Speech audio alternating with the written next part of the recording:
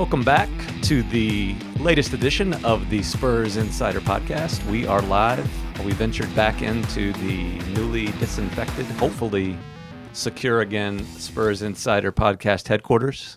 The soundproofing is back. We are joined again by Spurs beat writer Jeff McDonald, who has taken time out of his busy schedule arguing with robots and shut-ins on Twitter to come by and talk to us about the Spurs. We got sports editor Nick Talbot sitting in. I am your host, Mike Finger, and I don't know if Spurs fans want us to make their minds a little easier about what's going on with this team so far, but it has not been good for the past couple of weeks. We were recording this before the trip to Dallas against the Mavericks. Whether or not they will have won that game since before you listen to this podcast probably doesn't affect your mood a whole lot. But Jeff McDonald, can you put anyone's mind at ease about the state of this team? No, I cannot. And so should we just all call it a day and not cover anymore? Is that an option? I didn't know that was an option. Is there? Well, the thing is you would no longer receive a paycheck. Oh, then no. I think so. I have to make up some stuff for why we should keep covering this team.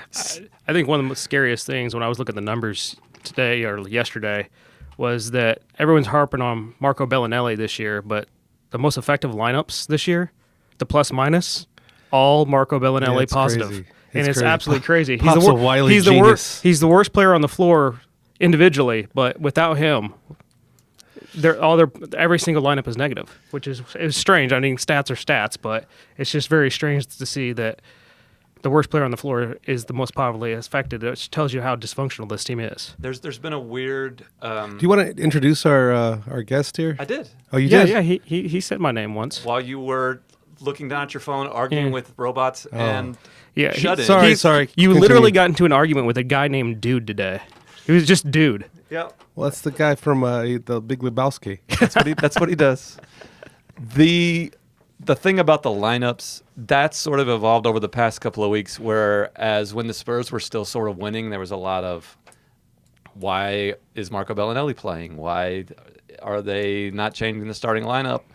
And then it starts to go south, and there's still a little more of that. Now it's just like, I think there's acceptance that whoever is on maybe I'm giving people too much credit, but there seems to be a sense of acceptance from the rational public that this is not one lineup tweak away from suddenly being a contender. Like this team, no matter how you mix and match the dudes on this roster, things aren't going to be optimal. Is it a playoff? Is it a tweak away from being like not a 5-8 team? Well, I think that's to being what, a 7-16? No one really thinks this is going to be I don't think anyone coming into the year thought this was going to be a contender. Right. But they thought they would be good enough to. Well, I think people thought they'd be a playoff contender. Yeah. Oh, yeah. When I mentioned contender, this is no longer how we Okay. use the word in San Antonio from 99 to 2014. I mean, nowadays contending means maybe make the playoffs. Maybe make the playoffs. Yeah, and the way they proceed. Okay, and so like this team has fundamental flaws up and down. Could you improve the roster? I mean, Brent Forbes, who we all like, as a guy, as an interview, even sometimes as a player, has probably, I shouldn't say probably, has the worst statistical net rating of the starters. Yes. And you could say, sub him out, get somebody else in there. Does that improve the team if that other person plays more minutes? Maybe. But you look at how a couple of these games have been lost over the past week or so, where leads have been blown and just they've screwed up the last minute of games. And yes, there have been some bad calls. Like, I don't want to get into the whole DeRozan arguing about the officials thing. Why not? Let's do that. We can do that in a little bit. But for now, let's just agree that the end of the Memphis game, the end of the what game was after Orlando game? Orlando game. There was one in between there where they especially. got smashed. They got smashed in between. But Memphis, Orlando, and then sort of Portland. I mean, they had a 15-point lead in the fourth quarter. Right. But the Memphis and Orlando games specifically were just kind of flubbed by the way the Spurs finished. The Orlando game was egregious in that they got the ball back with a chance to tie with like 16 seconds left and basically didn't get a shot until Rudy threw one at the buzzer. Yeah. Like, and DeMar DeRozan, we love DeMar DeRozan in terms of an interview and as a guy. And I think he can be a productive player for a good team. And he has been a productive player for a good team. But the way that, he's not going to shoot a three-pointer there. He doesn't want to. So why is he dribbling the ball for 15 seconds? When you have to get a shot right away, like that I can see why Spurs fans want to tear their hair out when Sure. games end that way. There was similar breakdowns in the Memphis game at the end of Portland that kind of fell apart, and so I'm not sure what I'm getting at here in terms of lineups, but like the starting lineup doesn't. No tinkering to the starting lineup changes the way they kind of screwed up the end of the season. the only solution is to just be better. Like Yes. people don't want to hear that, but that's just you be better or you don't make the playoffs. It doesn't make for a good podcast, but that's sort of that's really what the I think solution everyone wants is. to know how they get better, and Like don't do stupid stuff. Yeah. the 3-point shooting is still going to be a weakness of this team as long as DeMar's not shooting them, and he's not going to shoot them, and it really makes him an ineffective player. As great as he is in this lineup, he's an ineffective player because there are no 3-point shooters around him. It's true. mean- It was the case last year. That's the other thing that it's kind of tough to reconcile because last year this was the same team basically without DeJounte Murray, and they were good enough. And I don't know if the Spurs have gotten worse than they were last year or if there's just no more easy outs anymore. I mean, Memphis. It's a little both. Memphis, Well, I think it's a little bit Memphis both. is at the bottom of the conference. You've got to be able to win that game. But last year they lost to Phoenix. You're and right. They did that last year. One way to look at it, I'm not saying that this is the way I look at it, but one way to look at it is you take a 13 game sample size there were times they were 5-8. Yeah. In the middle of that season. It's just it's at the beginning of the season, so you recognize it a little bit more. Well, to play the sky is falling card, I think one reason why this might be a little more disconcerting if you're a Spurs fan is because of a couple things. First of all, this team has had basically no injury problems so far. Nope, zero. Everybody else in the league seems to have. So when you're going through these tough spots during an average year, it could be, you got a couple guys banged up and they're going to come back. This should be the time when they're making hay while the sun shines, to sound like a farmer. That's 2 podcasts in a row you've used that. Well, Where are you from? I'm not from the city. The other thing is the schedule hasn't been incredibly difficult so far. There's been they played way more home games and road games up until last week. Yeah. They haven't played just terrible teams, but there aren't really many terrible teams left. No. No, and So I don't know. On the one hand, you're right. The 5-8 record is magnified because it's been only 13 games, and there's probably times in other seasons. You mentioned in the year when they won 60 whatever games in 2011, they've lost 6 in a row that year. Yeah, we're not going to bring Right. that up. The only other thing, and this is not a great saving grace either, is somebody's got to make the playoffs. Like some of these teams are going to get in. I've seen you make this argument before, and I sort of think you're looking at it backwards. Maybe. Like I think it's true that there's only 5 locks in the West, but part of the reason why there's only 5 locks in the West is because there's 12 teams that are good enough to make it. 13 teams that are good enough to make it. Maybe, I don't know. Like Maybe. if the bottom of the West was worse, you might say Dallas or Portland or somebody like that has a lock. The reason they're not locks is because there's a lot of really good teams. Yeah, that's a good argument. Am but I wrong? No, I don't think you're Nah, wrong. I think it's fair. when you look at it and you look at the Just rosters like- and everything, I think the only team I just can don't see- think 48 wins is going to. I don't think that's going to be the cutoff. I don't think Yeah. this team should be worried about what 48 wins. No. gets. Exactly. Well, that's my point.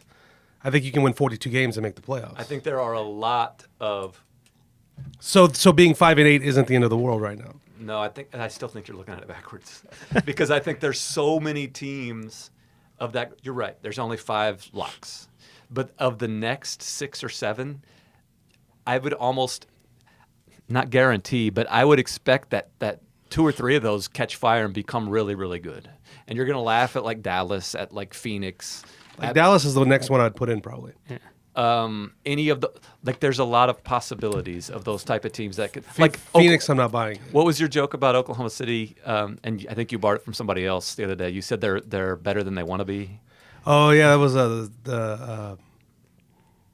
who was it? It was a scout. That was. Oh yeah, I know who it was. It doesn't. You probably should mention his name. But the point there is they don't even want to be good, and they're good enough to kind of catch fire. And they don't have a terrible lineup, though. I mean, if you look at that, if you look at it overall, as long as Chris Paul is healthy, the team's not terrible. Right. I mean, they got their stretch four. I mean, yeah. They have a good center, even though LaMarcus Aldridge hates him. My point is there aren't a whole lot of these teams that you just believe in, and somebody's going to get good enough to get in the playoffs. That is. And as long as you're in that mix, you're. I'm not going to say okay, but you still have a shot. And this is heresy in San Antonio. But if you look at it objectively, which team is more likely, and we can hear Jeff McDonald slurping on a big gulp in this soundproof room where everything is magnified. You have him just coming here and just being slovenly and not treating this podcast with the respect it deserves. Is it at least a good flavor? I don't know. But are we done? Are we done with this? Okay. Just make your. I don't even remember. I'm so distracted. Exactly. I'm so distracted. I'm bringing a bag of chips next time. Last week we were distracted by just the shoddy condition that this previously secure studio was left in. And I made a big deal about how this place needs to be treated with respect, and Jeff McDonald refused to buy into that, and it just bothers me. Anyway, we can move forward into what I was saying that probably didn't even make any sense. What do you want to talk about, Jeff? Big gulps. Big gulps. The other news of the week. I'm just here so I don't get fined. That's really accurate. The other news of the week had to do with history that would appear to be in the making, and it turned out was not in the making. I'm not here to make history. One of the more bizarre evenings in the NBA so far happened Saturday night. Gregg Popovich, as we all expected him to do at some point during this, got a pretty intentional couple of technical fouls to get kicked out of a game. The video is pretty funny on that. He uses I believe an MF bomb, and then follows that with kind of a nod like, "Can I go now?" Which has been done many. Jeff can attest. Back when he used to sit next to Gregg Popovich, that happened a lot, you would say. I tend to remember that, yeah. It's been a while. So some background on this. Before the season, Tom Ringo Starr Orsborn, who is not with us today. Is that up with the All-Star Band on tour solo? I believe so. It's up in Dallas. He did a really good story talking to people about anticipating what we all knew was going to happen, that Gregg Popovich was going to get ejected from a game, and Becky Hammon, who is now the longest tenured front row assistant that the Spurs have, would seem to be the logical choice to take over. Now the Spurs, to their credit, over the years have always insisted there is no hierarchy of assistants, that all three of them are the same. Sort of, but we've always known who's the person that takes over. We've always known who the person was that takes over. There's always been a lead assistant, even if they haven't labeled them as such. Right, correct. When Popovich has gotten kicked out before, we've always known who was on the sideline and who was stepping up, because it was apparent. And for all of Becky's tenure here, that was Ed Messina. And so Tom, in the course of doing this story, had asked for some kind of confirmation that Becky would be that person, and Pop really didn't want to commit to it, and nobody with the Spurs organization would commit to it because Pop wasn't committing to it. So, but it seemed natural. She's the first listed whenever you see the list of Spurs assistants. She's at the top.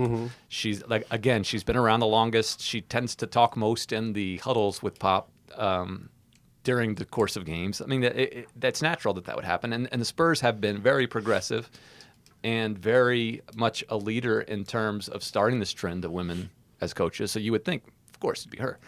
And so Pop gets kicked out, and there's this. I'm watching at home because Sunday deadlines are ridiculous. But Sean Elliott, who we all know and love, during the broadcast, Bill Land says, now the question is who takes over, and Sean Elliott says, of course, it's going to be Becky.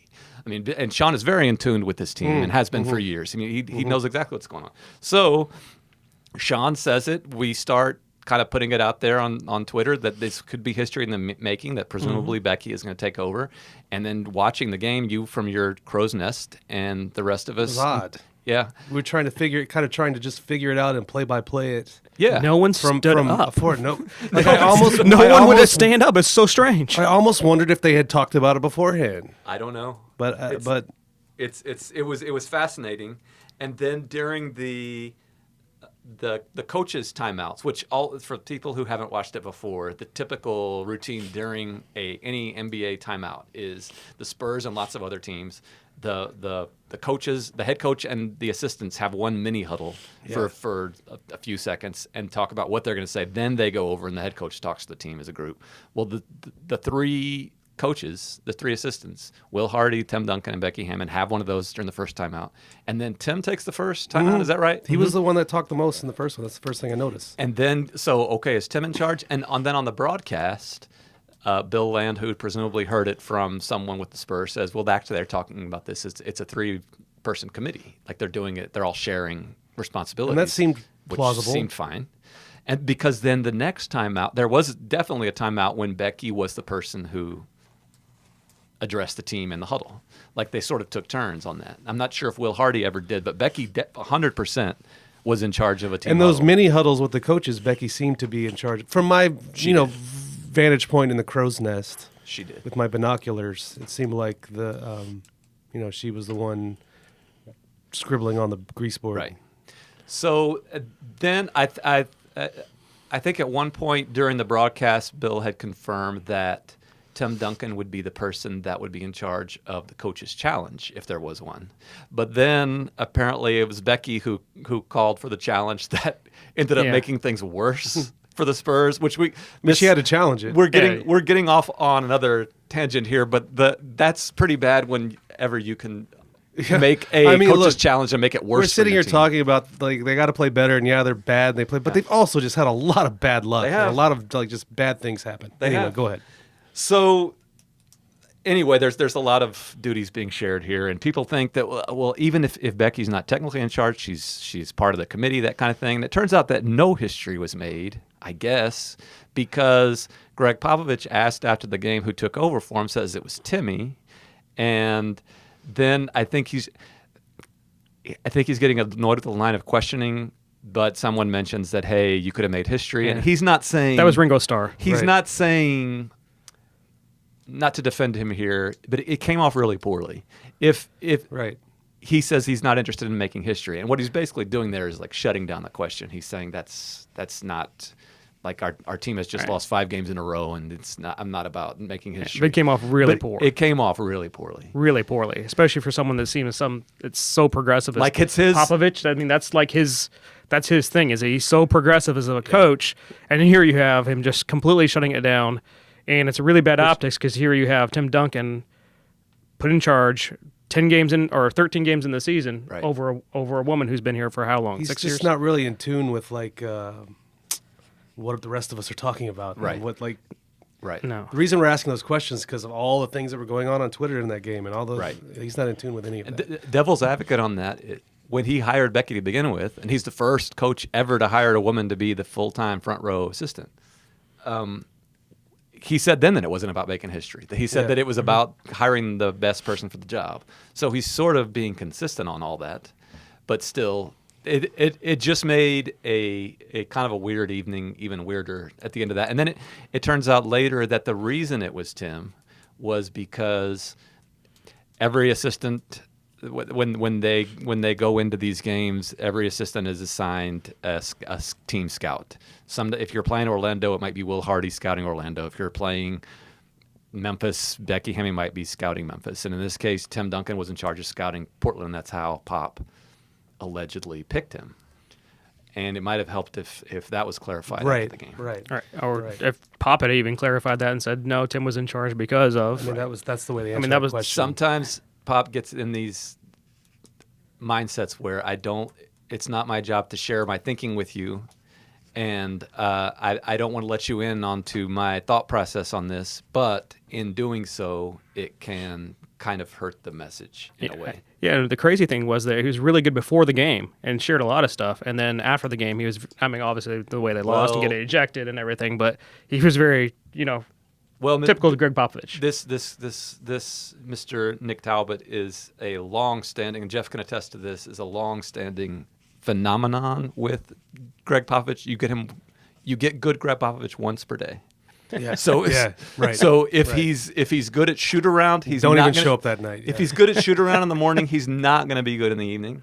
If he's good, if he's bad pregame, there's a good chance he could be really good postgame.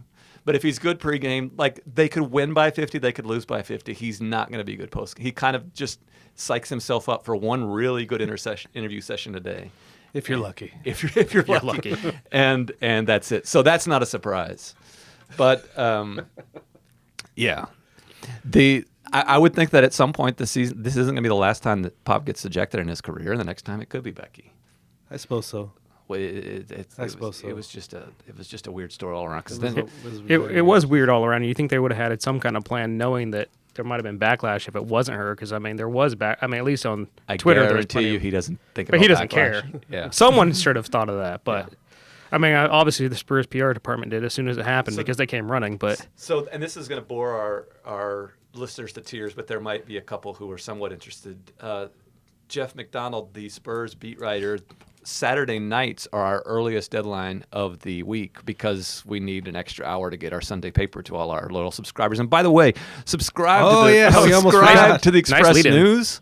Subscribe to our Spurs Nation newsletter. Are you ever going to pronounce newsletter correctly? No. On the first, is that kind of your thing? No, it's branding. To the Spurs Nation newsletter. Do all that. The podcast, by the way, on your favorite podcast app, go ahead and rate us. Like write a review. I hear other podcasts people say that. I don't know if that helps us or not, but I feel like that should be and do all that stuff. Would not recommend. Would not recommend. Anyway, but what I was going to get to the Jeff McDonald thing. So that's the tightest deadline of the week is Saturday night. You're writing the story that could be during this game. This game story probably when Pop is ejected, way too much. You're thinking about, am I writing a story about history being made? And then, so how did you have to readjust? Here's the whole. What was bad about that? It was just too much in one game. Yeah. It started with Pop is so good pregame. Yeah, he was amazing, just talking about everything that ails the team. So what was your lead? That's sort of your lead before that's sort of like nothing that happens tonight. Really, you can make that work either way. Either they got the message or didn't. So you almost went in with I've got a pre-written story. I just got off the boat from Orlando like an hour ago. This will be an easy night. And why did you take a boat from Orlando? Well, it was a Disney cruise back. That's my second job, actually. I'm in the cabaret. So that was my first thought. Was it's going to be easy? So when Pop gets ejected, you feel like, and then they're getting murdered. Right, they're getting murdered. So you already that fits right into your game story about Pop talking about what ails them. Yeah.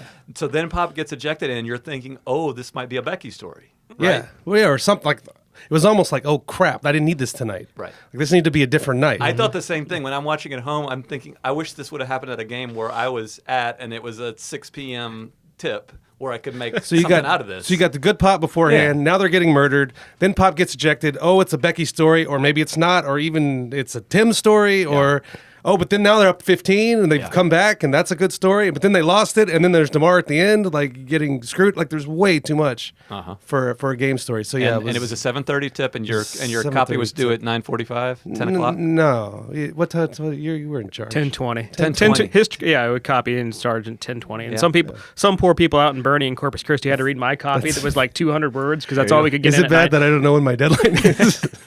I just come in the press room and I just say, "Hey Jeff, you got that story yet?" And he's like, no! 2 minutes, no. DeMar's in there calling BS on stuff. This audio will be used against you at your next evaluation. He does not know his own deadline. But yeah, that was a crazy night in terms of the different leads that you had and the different. I mean, what I did have the distinct feeling when Pop got ejected. I did not need this tonight. This needed to be a different night, on the East Coast somewhere. Right. Where there's a 6 o'clock tip. I had the opposite problem. I had to fit all that into 250 words. There you go. So we could hold it to the cover, so we could send it off at 9:45, so someone would see the score. We're nearing the end of our allotted time. There's so much material. Did we skip anything? Is there anything we needed to talk about? We need to talk about Lonnie Walker and Marco Bellinelli like we always do. We always talk about this is a Lonnie. We mentioned Marco. Free, kind of, but we didn't obsess over it. Damari Carroll, Ringo Starr. So much to talk about next time. Ringo Starr should come back with a wealth of intelligence from his tour. Ringo's doing Dallas and DC. That classic Dallas DC trip. Yeah, that old chestnut. He's also doing Toronto Miami this year. Yeah, that's a heck of a. Those are the games where Anyway, they have some weird trips. Anyway, the bottom line is we probably did not make our Spurs Insider podcast listeners feel much better about what's going on, but maybe there was a little insight there. We will be Just back at you next time when Jeff might be bringing like an entire meatloaf or something. Meatloaf. We'll call it a potluck next time. True. How about that? We'll just have a potluck, Jeff. That's true. But anyway, the bottom line here is I bring a whole turkey leg. I would just like We'll be around Thanksgiving. some respect for the process. Uh-huh. What hurts the most It's the lack of respect. about you bringing that in, it's the lack of respect. It might hurt the second most, but what hurts the most is the lack of respect. Anyway, thanks for listening. We have there's a lot of road games coming up. We should have lots to talk about after they get back from the road trip, whether they win one game, whether they win 0 games, whether they win more than 4-0. What if they go 4-0? Could go 4-0. Thanks for listening. Subscribe to us on all those accounts, on all those podcast places.